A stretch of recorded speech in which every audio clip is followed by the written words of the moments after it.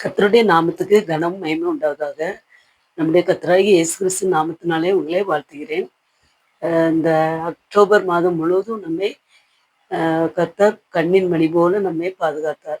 எத்தனையோ சூழ்நிலைகள், தேவைகள், அஹ் காலநிலை மாற்றத்தினால் ஏற்பட்ட சுகவீனங்கள் எல்லாவற்றிலும் தேவன் நம்மை பாதுகாத்து அவருடைய கிருபையினால நம்மை மூடிக்கொண்டார். அவருடைய கிருபைக்காக கோடி நன்றி பலிகளை நம்ம செலுத்த வேண்டும். எத்தனை நன்றிகளை செலுத்தினாலும் காணாது. கர்த்தர் நமக்கு அளவில்லாத நன்மைகளை செய்திருக்கிறார். அதற்காக நாம் எப்பொழுதும் நன்றியுள்ள இதயத்தோடு நாம் என்ன செய்யணும்? காணப்படணும். இப்பொழுது கூட இந்த நவம்பர் மாதத்தை தேவன் காண செய்திருக்கிறார். அதற்காக நம்முடைய கர்த்தராகிய இயேசு கிறிஸ்துவுக்கு நன்றி. எத்தனையோ பேர் இந்த மாதத்துல இல்லை, ஆனால் தேவன் நமக்கு கிருபையாய் நம்முடைய வாழ்நாள்ல இந்த 11வது மாதத்தை நம்ம அடி எடுத்து வைக்கிறதுக்கு தேவன் கிருபை செய்திருக்கிறார். அவருடைய இரக்கங்களுக்கு முடிவில்லை, அவருடைய அன்புக்கு அளவே இல்லை. அவர் அருமையாய் நம்மை வழிநடத்துகிற தேவன். இந்த 11வது மாதம், இந்த நவம்பர் மாதம், இந்த வருஷத்துல 10 மாதங்கள் முடிந்து விட்டது. இது 11வது மாதம். ஒரு மாதம் தான் இருக்கு புதிய வருடத்தை நாம் சந்திக்க. தேவன் எத்தனை கண்ணின் மணி போல நம்மை காத்திருக்கிறார் பாருங்க. இந்த நவம்பர் மாதத்துல நாம என்ன செய்யணும்? தேவனிடத்துல எல்லாவற்றையும் பொறுப்பை கொடுத்து விட்டு அவருடைய நம்பிக்கையில நம்ம என்ன செய்யணும்? இந்த புதிய மாதத்தை நம்ம அடியெடுத்து வைக்கணும். தேவன் நம்மோடு இருக்கிறார். அவர் ஒருபோதும் நம்மை கைவிடுகிற தேவன் அல்ல. வாக்குத்தத்தம் பண்ணின தேவன். அவர் உண்மை உள்ள தேவன். நம்மை காக்கிற தேவன் அவர். அவர் நம்மை காக்கிற தேவனா இருக்கிறபடியால் நாம் என்ன செய்யணும்? நன்றியுள்ள இருதயத்தோடு அவருடைய பாதத்தை தொழுது அவரை வணங்குறவர்களாக நம்ம என்ன செய்யணும்? காணப்பட வேண்டும். இந்த நவம்பர் மாதத்துல கூட தேவன் நமக்கு ஒரு அருமையான வசனத்தை கொடுத்திருக்கிறார். அந்த ஏசாயா 41ஆம் அதிகாரம் 10வது வசனத்தை பாருங்க. நீ பயப்படாதே, நான் உன்னுடனே இருக்கிறேன். திகையாதே, நான் உன் தேவன். நான் உன்னை பலப்படுத்தி உனக்கு சகாயம் பண்ணுவேன். என் நீதியின் வலது கரத்தினாலே உன்னை தாங்குவேன் என்று தேவன் சொல்லியிருக்கிறார். இது நம்ம இந்த மாதத்துக்கு நமக்கு தேவன் கொடுத்த வாக்குத்தத்தமாக நம்ம பிடித்து கொள்ளணும். தேவன் நம்மை பலப்படுத்தி சகாயம் பண்ணுகிற தேவனாய் காணப்படுகிறார். நமக்கு சகாயம் நம்முடைய கர்த்தராகிய இயேசு கிறிஸ்துவிலிருந்து நமக்கு கிடைக்கணும். அவரே நமக்கு சகாயராய் காணப்பட வேண்டும். கர்த்தர் என் சகாயர், அதெல்லாம் நான் பயப்படேன். நம்ம பயப்படாமல் வாழறதுக்கு தேவனுடைய சகாயம் நமக்கு வேணும். அவருடைய உதவி, கிருபை, இரக்கம், அவருடைய ஆதரவு நமக்கு வேணும். அப்பதான் நம்ம என்ன செய்ய முடியும்? நம்ம வாழ்க்கையில நம்ம என்ன செய்ய முடியும்? எந்தவித கடினமான பாதையா இருந்தாலும் அதை மேற்கொள்வதற்கு கர்த்தருடைய சகாயம் நமக்கு தேவை. இந்த நவம்பர் மாதத்துல எத்தனையோ பிள்ளைகள், என்னுடைய ரிலேட்டிவ்ல கூட சில பிள்ளைகள் வந்து இந்த ஆசிரியர் எக்ஸாம் அவங்க வந்து வேலை பார்த்துக்கிட்டு இருக்காங்க. ஆனாலும் கவர்மெண்ட் ஒரு சட்டம் போட்டதுனால எல்லாரும் கண்டிப்பாக டெட் எக்ஸாம் எழுதணும் அப்படின்னு ஒரு கவர்மெண்ட் ஆர்டர் வந்திருக்கு. அந்த வருடம் குறிப்பா எனக்கு தெரியல. 2004க்கு அப்புறம் நினைக்கிறேன். அதுக்கப்புறம் வேலை சேர்ந்தவர்கள் வேலை சேர்ந்து குறைஞ்சது 20 வருஷம் ஆயிருக்கும். ஆனாலும் கண்டிப்பா எல்லாருமே முதல்ல வந்து புதுசா வேலைக்கு போனவங்க தான் அந்த டெட் எக்ஸாம் பாஸ் பண்ணவங்க தான் வேலைக்கு எடுத்தாங்க. ஆனா இப்பொழுது அந்த ஏற்கனவே வேலை செய்தவர்களும் இப்பொழுது வந்து அந்த எக்ஸாம் எழுதணுன்ட்டு கவர்மெண்ட் ஆர்டர் வந்திருக்கு. அதுக்காக அநேக பிள்ளைகள் நினைச்சிருக்காங்க, அதற்காக ப்ரிப்பேர் பண்ணி கொண்டு இருக்கிறார்கள். அப்போ நீங்க என்ன செய்யுங்க? நிச்சயமாய் தேவன் உங்களுக்கு சகாயம் பண்ணுகிற தேவனாய் இருக்கிறார். இந்த வாக்கு தத்தத்தை இறுக்கமா பிடித்து கொள்ளுங்கள். ஏசாயா 41ஆம் அதிகாரத்துல 10ஆம் வசனத்துல, நீ பயப்படாதே, நான் உன் தேவன். திகையாதே, நான் உன்னை பலப்படுத்தி உனக்கு சகாயம் பண்ணுவேன் என்று சொல்லியிருக்கிறேன். நீதியின் வலதுகரத்தினால உன்னை தாங்குவேன் என்று கர்த்தர் சொல்லியிருக்கிறார். நீங்க வந்து ஒருவேளை இந்த உலக பிரகாரமான கவர்மெண்ட் ஒருவேளை ஏற்கனவே நம்ம வேலை செய்து எத்தனையோ ஆண்டுகள் ஆன பிறகும் நிச்சயமா இந்த எக்ஸாம் எழுத தான் செய்யணும், இதுல தேர்வு பெற்றாதான் தொடர்ந்து வேலை செய்ய முடியும் என்று சொல்லியிருக்கு. அதுல நிச்சயமா தேவனுடைய சகாயம் உங்களுக்கு நிச்சயமாய் கிடைக்கும். அவர் ஒருபோதும் தம்முடைய பிள்ளைகளை கைவிடுகிற தேவன் இல்லை. அவர் சொல்லியிருக்கிறார், நீ பயப்படாதே, நான் உன்னுடனே இருக்கிறேன், திகையாதே, நான் உன் தேவன், நான் உன்னை பலப்படுத்தி உனக்கு சகாயம் செய்வேன், என் நீதியின் வலதுகரத்தினால உன்னை தாங்குவேன். அதனால ஒரு நான் கூட நிறைய 2, 3 இந்த பழைய என்னுடைய வீடியோ பார்த்தவங்களுக்கு தெரிஞ்சிருக்கும். என்னுடைய சாட்சியில இருக்கும். நான் வந்து ரயில்வேல வேலைக்கு சேரும்போது என்னுடைய வயது 45. என் கணவருடைய வேலை தான் எனக்கு கம்பல்சரி கிடைச்சிச்சு. இது ஏற்கனவே நான் சொல்லியிருப்பேன். படிப்புக்கும் எனக்கும் டச்சு விட்டு குறைந்தது 24 வருஷத்துக்கு மேல ஆயிடுச்சு. அ பேனா பிடித்து கூட எனக்கு எழுதக்கூடிய சந்தர்ப்பம் கிடைக்கல. ஏன்னா நான் கொஞ்ச நாள் டியூஷன் எடுத்தேன். அதுக்கப்புறம் வீட்ல தான் இருந்தேன். வீட்ல இருந்த காலங்கள்ல படிப்புக்கும் எனக்கும் டச்சே கிடையாது. ஆனாலும் அந்த 45 வயதுல எனக்கு எக்ஸாம், இங்கேயும் ஒரு எக்ஸாம் எழுத வேண்டியிருந்துச்சு. அதுக்கப்புறம் ட்ரெய்னிங்லயும் ஒரு எக்ஸாம் இருந்துச்சு. அப்போ நான் உலக பிரகாரமா அந்த எக்ஸாம்ல படிக்கணும்னா தேவனுடைய சகாயம் நிச்சயம் நமக்கு தேவை. அவருடைய ஆதரவு நமக்கு நிச்சயம் தேவை. அந்த நேரத்துல நான் எப்படிதான் ஒருவேளை ஸ்கூல்ல படிச்சிருந்து தொடர்ந்து எக்ஸாம் எழுதுற பிள்ளைகளுக்கு அது ஈஸியா இருக்கலாம். ஆனா அந்த டச் விட்டு ரொம்ப நாள் ஆனதுக்கப்புறம் எனக்கு நான் எப்படிதான் பாஸ் ஆக போறேனோ என்று நினைத்த நாட்கள் உண்டு. அப்பொழுது தேவன் என்மேல் அவர் கண்ணோக்கமாய் இருந்தார். அவருடைய சகாயம் எனக்கு கிடைத்தது. அதனால நான் அந்த எக்ஸாம்ல அந்த சாட்சியில நான் சொல்லியிருப்பேன். நான் எக்ஸாம்ல எழுதும்போது கர்த்தர் என் கரத்தை பிடித்து எழுதினாரோ இல்லாட்டா தூதனை அனுப்பினாரோ தெரியல. தூதனா இருக்கும் அப்படின்னா நம்முடைய கர்த்தராகிய இயேசு கிறிஸ்து. உங்கள்ல யாராவது ஒருத்தங்க இருப்பாங்க. என் விரல்களை பிடித்து எக்ஸாம் எழுதினாங்க. இது உறுதி. அ தகுதியை விட எனக்கு அதிகமான மார்க்கை தரப்பண்ணி தேவன் எனக்கு எத்தனையோ பிள்ளைகள் புதுசா ஃப்ரெஷ்ஷா படிச்சுட்டு வந்து டபுள் டிகிரி எடுத்த பிள்ளைகளோட என்னை முதல் மதிப்பெண் எடுத்து என்னை அ தே பாஸ் பண்ண வைத்து நல்ல வேலையை கொடுத்தார். நான் வேலைக்கு வந்து அநேக பேரு என்னை பார்த்து ஒருவேளை நான் அந்த குரூப் போற அந்த வேலையெல்லாம் நான் ஒன்றும் கம்மியா சொல்லல. வேலைன்னா எல்லாமே வேலைதான். ஆ ஒருவேளை என்ட்ட எத்தனையோ பேர் கேட்டாங்க. இந்த வேலைக்கு சேர்ந்த புதுசுல, நீங்க ஆபீஸருக்கெல்லாம் தண்ணி குடுக்கீங்களோ? பெருக்குற வேலை பார்க்கீங்களோ? என்ன வேலை பார்க்கீங்க? அப்படின்னா என்ட்ட நெறைய பேர் கேட்டது உண்டு. மனிதனும் முகத்தை பார்க்கிறான். அவர்கள் நம்முடைய அந்த அந்த அந்தஸ்த பார்த்து அவங்க எடப்படுவாங்க. ஆனா கர்த்தர் பாருங்க, அவர் சகாயம் செய்து உயர்ந்த இடத்திலே அமர பண்ணுகிற தேவன். மனிதன் வந்து ஒருவேளை அவங்க எப்படி இருக்காங்க, ஒருவேளை ஸ்டைலா இருக்காங்களா, இப்படி நம்ம சரீரத்தையும் நம்ம உடுக்கிற உடையையும் அந்த சிந்தம் பார்க்காங்க. அதை பார்த்து தான் எடை போடுறாங்க. பேச்சு சிலவங்களுக்கு பேச்சு திறமை நல்லா இருக்கும்.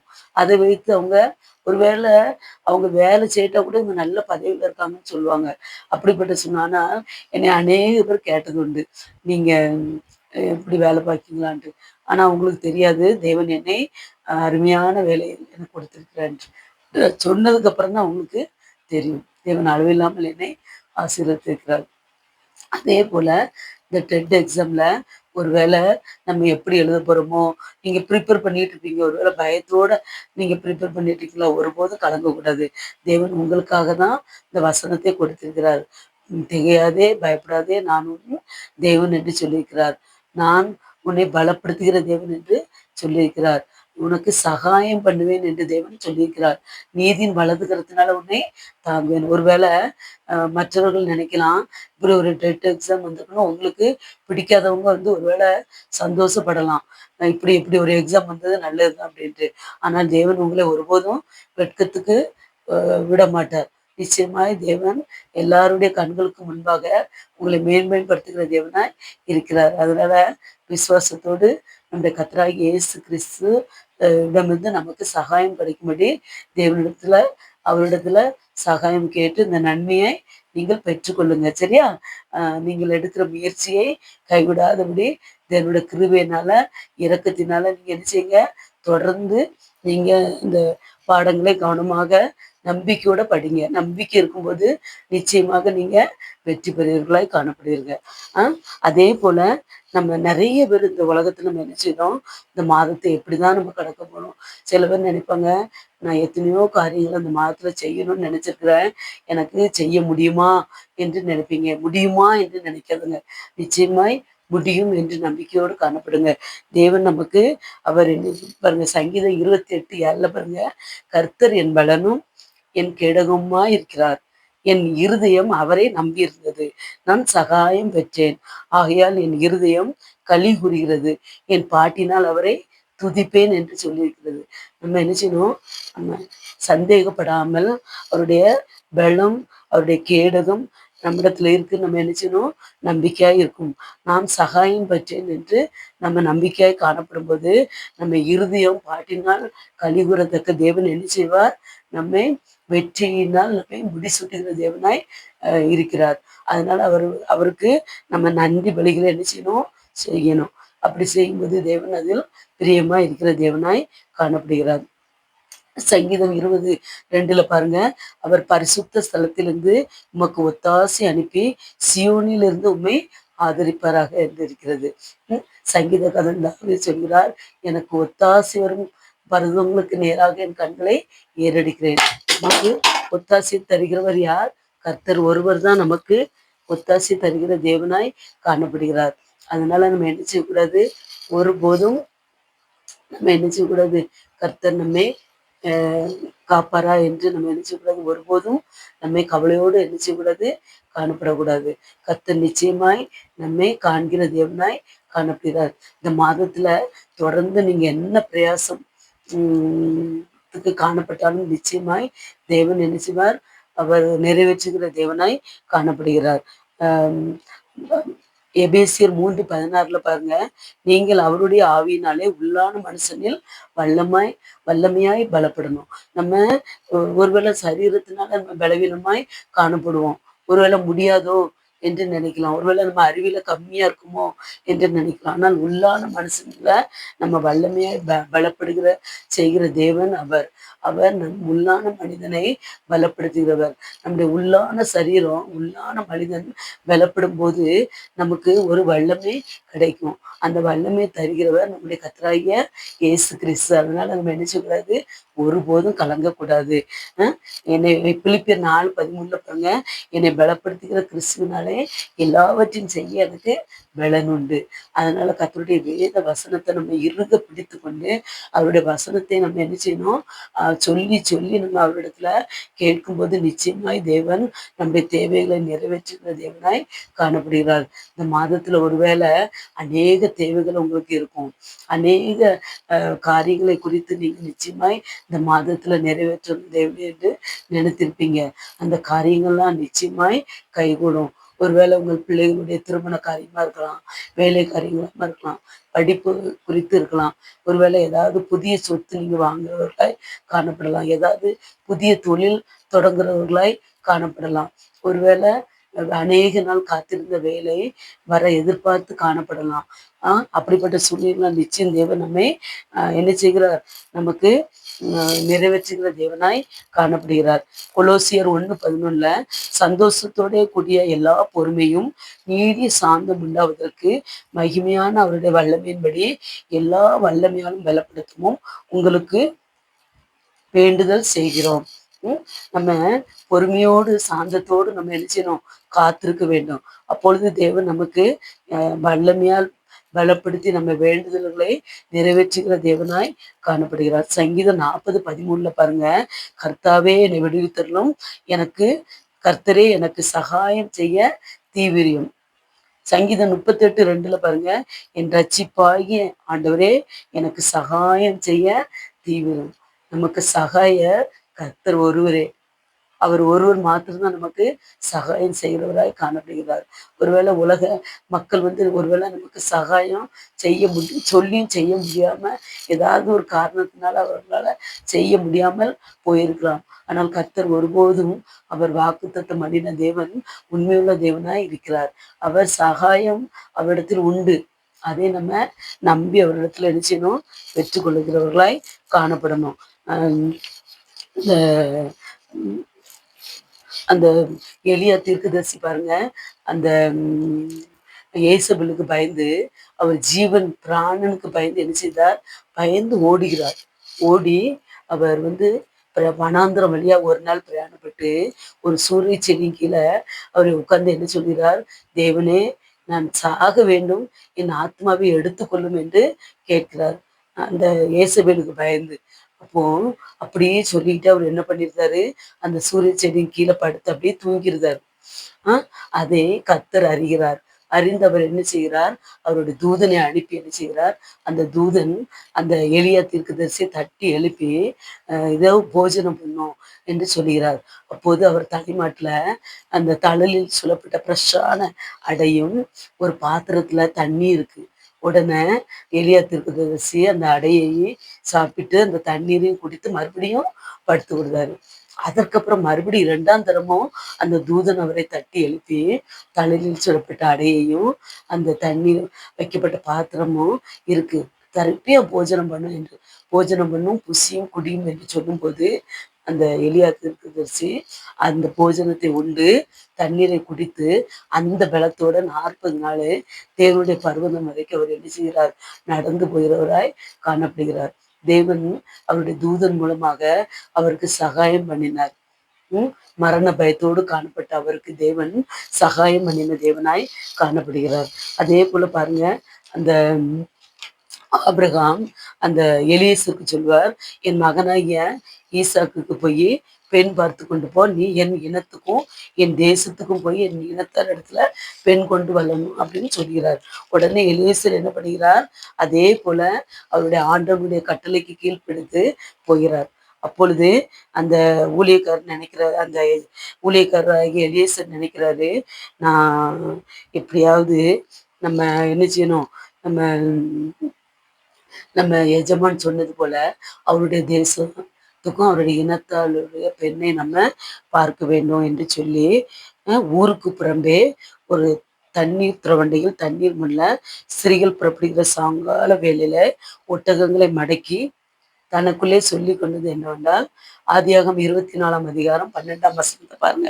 என் எஜமானாகி ஆபிரகாமுக்கு தேவனாயிருக்கிற கர்த்தாவே, இன்றைக்கு நீர் எனக்கு காரியம் சித்திக்க பண்ணி எஜமானாகி ஆபிரகாமுக்கு தயவு செய்தரலும் என்று சொல்லுகிறார். பார்த்தீங்களா?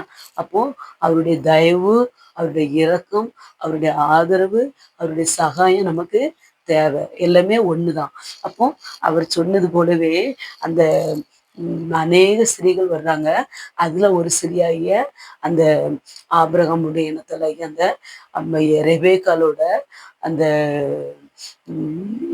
அண்ணன் மகா ரெபேக்கால் வருகிறாள். வந்து அவள் என்ன செய்கிறாள்? அந்த எலியேசருக்கு மட்டும் தண்ணி கொடுக்கல, இப்படி ஒட்டகங்களுக்கும் நான் நீர் வார்ப்பேன் என்று சொல்கிறார். பார்த்தீங்களா? அப்ப தேவன் எப்படி சகாயம் பண்ணுகிற தேவனாய் காணப்படுகிறார். அதே போல பாருங்க, ஈசாக்கு அந்த ஈசாக்க பாருங்க, அந்த ஆபிரகாம் தோண்டிய கிணறுகளை எல்லாம் அந்த பெலிஸ்தர் என்ன செய்தாங்க? தூத்து போட்டிருந்தாங்க. அப்போ ஈசாக்குனுடைய வேலைக்காரர்கள் பழையபடி ஒரு துறவை தூர்த்து போன அந்த துறவுகள் எல்லாம் என்ன செய்தாங்க? அந்த ஆதியாகமம் 26ஆம் அதிகாரத்தை பாருங்க. அந்த துறவையெல்லாம் அவங்க தோண்டுதாங்க பழையபடியும். அதையும் அவங்க என்ன சொல்றாங்க? இது என்னுடைய துறவு என்று தடுத்து அவர்கள் எடுத்துக்கொள்கிறார்கள். அப்போ ஒவ்வொரு முறையும் அந்த ஈசாக்குடைய வேலைக்காரர்கள் அந்த துறவை தோண்டும் போது எல்லா இடத்திலும் தேவன் நீர்வூற்றை உண்டு பண்ணுகிற தேவனாய் காணப்படுகிறார். அந்த அற்புதத்தை தேவன் செய்கிறார்.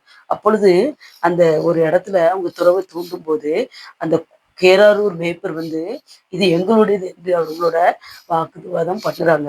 அப்போ அதையும் விட்டு கொடுத்துருந்தாங்க. அதுக்கப்புறம் வேறொரு துறவை வெட்டுதாங்க. அது சித்னா என்று பெயரிட்டார். அதையும் அவங்க வாக்குவாதம் பண்ணுதாங்க. அதையும் விட்டுடுறாங்க. அதுக்கப்புறம் 22ஆம் வசனத்துல இன்னொரு துறவை உண்டாக்குறாங்க. அப்போ அந்த துறவுல அவங்க சண்டை படலை. அந்த இடத்துக்கு தான் ரெகோபோத் என்று ஈசாக்கு என்ன செய்கிறார்? பெயரிடுகிறார். அப்போ இப்பொழுது கர்த்தர் நமக்கு இடம் உண்டாக்கினார் என்று சொல்லி ரெகோபோத் என்று பெயரிடுகிறார்.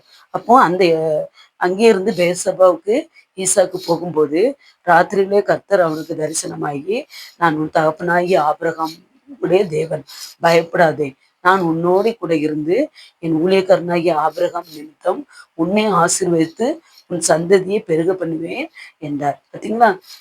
தேவன் ஆபிரகாமுக்கு செய்த அதே தயவை ஈசாக்கும் செய்வேன் என்று கட்டளையிடுகிறார். அப்பொழுது ஈசாக்கு அந்த பெயர் சபாவிலே ஒரு துறவை தோண்டுகிறார்கள். அப்பொழுது அந்த அபிமெலேக்கும் அவன் கூட இருந்தவர்களும் ஈசா கூட தேவன் இருக்கிறார் என்று கண்டு கொண்டு அவனோட சமாதானம் பண்ணுவதற்காக வருகிறார். பார்த்தீங்களா? அப்போ ஈசா கூட தேவன் ஆதரவாக இருந்த பட்சத்தினாலதான் அவங்க அவங்க எதிரிகளும் அவர்களோட சமாதானம் பண்ண வந்தார்கள். தேவன் நமக்கு எதிராக எத்தனை பேர் காணப்பட்டாலும் கர்த்தர் நமக்கு சகாயம் பண்ணுகிற தேவனாய் இருக்கிறார். அதனால எந்த சூழ்நிலையிலையும் நம்ம நினைச்ச கூடாது, ஒருபோதும் கர்த்தர் நம்மோடு இல்லை என்று நினைக்க கூடாது.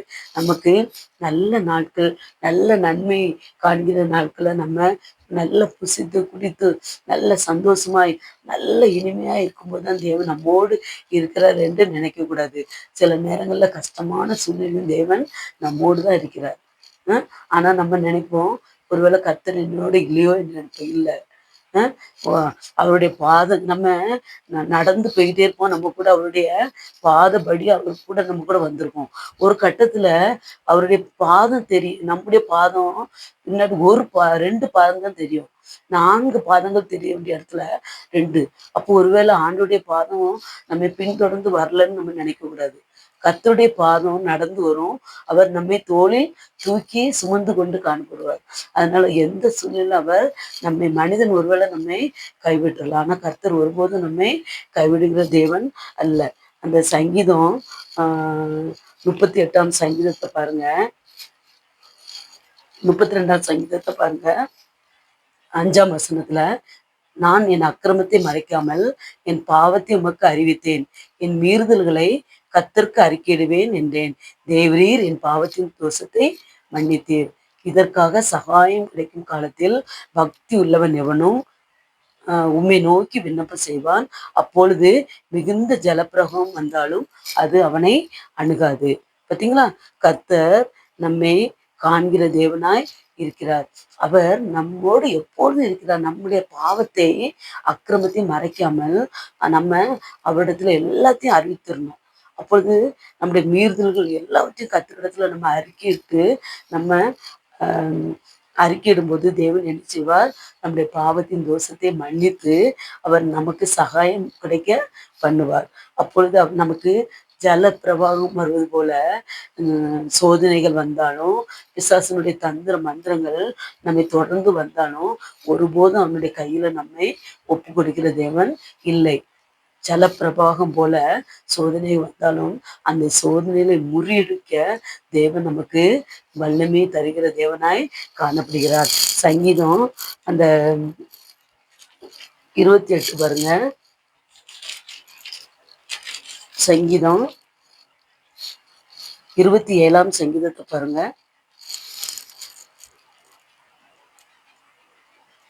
சங்கீதம் 27:9ஆம் வசனத்தை பாருங்க. உமது முகத்தை எனக்கு மறையாதேயும், நீர் கோபத்துடன் உமது அடியனை விலக்கி போடாதேயும், நீரே என் சகாயர், என் ரட்சிப்பின் தேவனே, என்னை நெகிழ விடாமலும் என்னை கைவிடாமலும் இரும். என் தகப்பனும் என் தாயும் என்னை கைவிட்டாலும் கர்த்தர் என்னை சேர்த்துக் கொள்வார். பார்த்தீங்களா? கர்த்தர் தான் நமக்கு சகாயர், ரட்சிப்பின் தேவன் அவர் தான். அவர் ஒருபோதும் நம்மளை நெகிழ விடாமலும் கைவிடாமலும் இருக்கிற தேவன். நம்முடைய தகப்பனும் நம்முடைய தாயும் நம்மை கைவிட்டாலும் கர்த்தர் நம்மை சேர்த்து கொள்கிற தேவனாய் காணப்படுகிறார். அதனால நம்ம என்ன செய்யக்கூடாது? ஒருபோதும் கர்த்தர் நம்மை கைவிட்டார் என்று நம்ம நினைச்சக்கூடாது. ஒருபோதும் நம்ம நினைச்சக்கூடாது கலங்குறவர்களாய் காணப்படவே கூடாது. கர்த்தர் நம்மை காக்கிற தேவனாய் இருக்கிறார். இதோ இஸ்ரவேலை காக்கிற தேவன் உறங்குறவரும் இல்லை, தூங்குறவரும் இல்லை. அவர் நம்மை காக்கிற தேவனாய் இருக்கிறார். அதனால நம்ம என்ன செய்யணும்? எந்த நேரமும் கர்த்தரிடத்துல நம்ம முற்றிலும் ஒப்பு கொடுத்து அவருடைய சமூகத்துல நம்ம என்ன செய்யணும்? நம்ம இடைவிடாமல் அவரே நம்ம துதித்து அவரிடத்துல நம்ம என்ன செய்யணும்? ஜெபிக்கிறவர்களாய் நம்ம என்ன செய்யணும்? காணப்பட வேண்டும். கர்த்தர் அதைத்தான் விரும்புகிற தேவனாய் காணப்படுகிறார். கர்த்தர் நமக்கு சகாயர். அதனால நம்ம நினைச்சக்கூடாது, ஒருபோதும் நம்ம நினைச்சக்கூடாது, புலம்பவே கூடாது. அதனால தேவன் நம்மை காய்க்கிற தேவனாய் காணப்படுகிறார். சங்கீதம் 38ஆம் அதிகாரம் 22ஆம் வசனத்துல பாருங்க, என் ரட்சிப்பாகிய ஆண்டவரே எனக்கு சகாயம் செய்ய தீவிரம். தேவன் நமக்கு சகாயம் செய்ய தீவிரமாய் காணப்படுகிற தேவனாய் இருக்கிறார். யோபு பாருங்க, அவருக்கு அநேக கஷ்டமான சூழ்நிலைகள் வந்துச்சு. யோபு 6:13ஆவது வசனத்துல பாருங்க, எனக்கு உதவியானது ஒன்றும் இல்லை அல்லவோ, சகாயம் என்னை விட்டு நீங்கிற்றே என்று புலம்புகிறார். ஒரு ஒரு காலத்துல யோபு செல்வந்தனா காணப்பட்டார். அவரு எந்த சொல்லு எப்போ அவர் வாயிலிருந்து வரும், நம்ம அதை செவி கொடுக்கணும்னு அநேக வேலைக்காரர்கள் காத்திருந்தாங்க. அவருடைய வாய் சொல்லுக்காக அவர் முகத்தை தேட வாஞ்சியாய் அநேகர் காணப்பட்டாங்க. ஆனா ஒரு கட்டத்துல அவருடைய செல்வத்தை எல்லாம் இழந்து, பிள்ளைகள் எல்லாம் இழந்து, அவருடைய ஐஸ்வர்யம் எல்லாவற்றையும் இழந்துட்டாரு. வேலை செய்து இருந்தவங்க எல்லாம் போயிட்டாங்க. அந்த 1-2 இருந்த வேலைக்காரர்களும் அவரை விட்டு தூரமாய் போய்விட்டார்கள். அப்பொழுது அவர் மனைவி கூட அவரை என்ன செய்தார், தூசிக்கிறவளாய் காணப்பட்டதார். அப்போ அவர் என்ன சொல்லுகிறார், யோபு 6ஆம் அதிகாரம் 13ஆம் வசனத்தை பாருங்க, எனக்கு உதவியானது ஒன்றுமில்லை அல்லவோ, சகாயம் என்னை விட்டு நீங்கிட்டே என்று சொல்லுகிறார். அவர் அப்படி புலம்பி அவர் எவ்வளவு அழுது வந்தோம், என்னுடைய சகாயம் எனக்கு இல்லாமல் போய்விட்டதே. ஒரு நேரத்துல அவருடைய சகாயம் உதவி எனக்கு இருந்துச்சு, இந்த சூழ்நிலை எனக்கு இல்லையே என்று அவர் புலம்புகிறவராய் காணப்பட்டார். அவருடைய நண்பர்கள் எல்லாரும் அவரை குத்துகிறவராய் காணப்பட்டார்கள். அவர் மனதை அப்படி பாடுபடுத்துகிறவர்களாய் காணப்பட்டார்கள். அப்படி இருக்கிற சூழ்நிலை அவர் என்ன பண்ணுகிறார், தேவனை குறித்து அவர் ஒன்றுமே அவர் என்ன செய்யல, வெறுப்பாய் சொல்லல. அவன் நாம ஒருவேளை அந்த சூழ்நிலை நம்ம இருந்திருந்தோம்னு என்ன செய்யிருப்போம், ஒருவேளை கர்த்தர் ஏன் எனக்கு இப்படிப்பட்ட, நம்மளுக்கு சில நேரங்கள்ல கஷ்டம் வரும்போது சிலவங்க தேவனுக்கு நம்ம அந்த வார்த்தையை உண்மையில சொல்லக்கூடாது. தேவனுக்கு கண் இருக்கா காது இருக்கா அப்படிலாம் சொன்ன நாட்கள் உண்டு. ஆனால் தேவன் அவர் கண்ணை உண்டாக்கினவர் காணாரோ, காதை உண்டாக்கினவர் கேளாரோ. அவர் நம்முடைய கண்களையும் காதையும் உண்டாக்கினவர். நம்முடைய சரீரத்துல அவங்க எல்லா உறுப்புகளையும் உண்டாக்கின தேவன் அவர். அதனால ஒருபோதும் நம்ம அப்படிப்பட்ட வார்த்தைகளை நம்ம நினைச்ச கூடாது, எந்த சூழ்நிலையும் சொல்லக்கூடாது. எவ்வளவோ கஷ்டங்கள் இருந்தது, பாடுகள் இருந்தது. அப்படிப்பட்ட சூழ்நிலையிலையும் யோபு ஒரு வார்த்தை தேவனுக்கு விரோதமாக முறுமுறுக்கல. யோபை விட நமக்கு ஒன்றும் அப்பேற்பட்ட சூழ்நிலாம் வரல. அப்படியே வந்தாலும் தேவன் அதற்கு அந்த சூழ்நிலைகளை மாற்றுகிற தேவனாய் காணப்படுகிறார். அவர் நமக்கு எத்தனை சந்தர்ப்பங்களை நம்மளை காத்து வழிநடத்தி வந்திருக்கிறார். அதுக்கப்புறம் பாருங்க, அவன் நண்பர்களுக்கு சிநேகிதர்களுக்காக அவன் ஜெபிக்கும் போது அவனுடைய சிறையிருப்பை தேவன் மாற்றுகிறார். எல்லா விதத்திலையும் ரெண்டத்தினான பலன் தேவன் அந்த யோபுக்கு கொடுக்கிறவராய் காணப்பட்டார். தேவன் ஒருபோதும் தள்ளி விடுகிற தேவன் அல்ல, அவர் நம்மை பலப்படுத்துகிற தேவன். ஒருபோதும் மனிதர்களுக்கு முன்பாக நம்மை வெட்கப்படுத்துகிற தேவன் அல்ல. அவர் நேற்று மீண்டும் என்று மாறாத தேவனாய் இருக்கிறார். அப்பொழுது தேவன் நம்முடைய சத்தத்துக்கு கீழ்ப்படியன்னா, நம்முடைய இயேசுக்கே நன்றி என் தகப்பனே. அப்பா, வார்த்தை தெளிவான வார்த்தையை கொடுங்க தகப்பனே. ராஜா உமக்கு நன்றி. ஒருவேளை தேவன் நமக்கு நம்முடைய சத்தத்துக்கு செவி கொடுக்க வேண்டும் என்றால் நம்ம என்ன செய்யணும், நீதிமொழிகள் 21:13 பாருங்க, ஏழையின் கூக்குரலுக்கு தன் செவியை அடைத்து கொள்கிறவன் தானும் சத்தமிட்டு கூப்பிடும்போது கேட்கப்பட மாட்டான் என்று அவன் நீதிமொழிகள் 21:13 இருக்கு. இன்னொரு நேரம் படிக்கட்டுமா? நீதிமொழிகள் 21:13, ஏழையின் கூக்குரலுக்கு தன் செவியை அடைத்து கொள்கிறவன் தானும் சத்தமிட்டு கூப்பிடும்போது கேட்கப்பட மாட்டான். அப்போ தேவன் நம்முடைய சத்தத்துக்கு செவி கொடுக்கணும்னா நம்ம என்ன செய்யணும், நம்மை விட கஷ்டத்துல இருக்கவங்களுக்கு நம்ம என்ன செய்யணும், உதவி பண்ணவர்களாக இருக்கணும். நம்முடைய வருமானத்துல ₹1 கூட வீணாய் யாருடைய கையிலையும் பெறக்கூடாது. பிரயோஜனமானவர்களுக்கு நம்ம உதவி செய்யணும். சில நேரங்கள்ல சில பேர்களுக்கு ஏதாவது ஒரு விதத்துல வருமானம் வரும், பிள்ளைகளிடமிருந்து வருமானம் வரும், அவர்களுக்கு ஏற்கனவே நல்ல ஓரளவுக்கு வசதி இருக்கும். அப்படி இருந்தும் சில பேர் உதவி கேட்பாங்க. அப்போ தேவன் உங்களுக்கு அந்த இருதயத்துல வாஞ்சி கொடுத்தாதான் நம்ம செய்ய முடியும். அதை விட அறவே இல்லாம வரவே வழி இல்லை. அவங்களுக்கு எந்த விதத்துலயும் வருமானமும், அந்த வீட்டுல வருமானம் செய்யறவங்க வியாதியில இருப்பாங்க. அந்த பிள்ளைகள் படித்து கொண்டிருப்பாங்க. ஒருவேளை மனைவி இவ்வளவு நாளும் வேலைக்கு போகாத அந்த மனைவி, எந்த வேலையுமே செய்ய தெரியாத அந்த மனைவி, வீட்டு வேலைக்கு கூட போய் என் குடும்பத்தை காக்க வேண்டும் என்று வேலைக்கு செய்கிறவளாய் காணப்படுகிறாள். அப்படிப்பட்ட குடும்பங்களுக்கு நிச்சயமாய் நம்ம கையை என்ன செய்யக்கூடாது, மடக்கக்கூடாது. ஆண்டவர் நமக்கு உணர்த்துவார். அதுக்காக உதவி என்று சொன்ன உடனே நம்ம யார் கேட்டாலும் செய்கிறவர்களா நம்ம என்ன செய்யக்கூடாது, காணப்படக்கூடாது. உதவி என்று சொல்லும்போது அறவே இல்லாம கஷ்டப்பட்டு உண்மையிலே கஷ்டப்படுறவங்க நமக்கு நம்ம கண்களுக்கு முன்பாக உண்மையிலே கஷ்டப்பட்டு காணப்படுகிறவர்களுக்கு நம்ம என்ன செய்யணும், உதவி செய்கிறவர்களாய் நம்ம காணப்படணும். எந்த விதத்திலும் வருமானம் இல்லாதபடி சூழ்நிலைகள்னால அவங்க வருமானம் பாதிக்கப்பட்டு காணப்படுறவங்களுக்கு நிச்சயமாய் நம்முடைய கைகளை நம்ம என்ன செய்யக்கூடாது, முடக்கக்கூடாது. நம்மை விட தாழ்மையில இருக்கிறவங்கள நம்ம என்ன செய்யணும், நோக்கி பார்க்க வேண்டும்.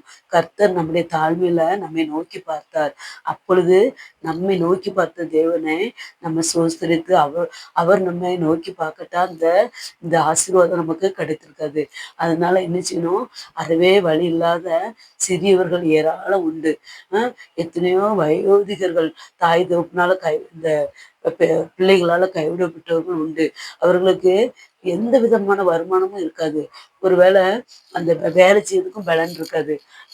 அப்படிப்பட்டவர்களுக்கு நிச்சயமாய் நம்முடைய கைகளை என்ன செய்யணும், உதாரத்துவமாய் நம்ம என்ன செய்யணும், கொடுங்கோலாய் காணப்படணும். கர்த்தர் சொல்லியிருக்கிறார், இந்த கருத்துல கொடுத்து இந்த கருத்துக்கு தெரியக்கூடாது என்று சொல்லியிருக்கிறார்.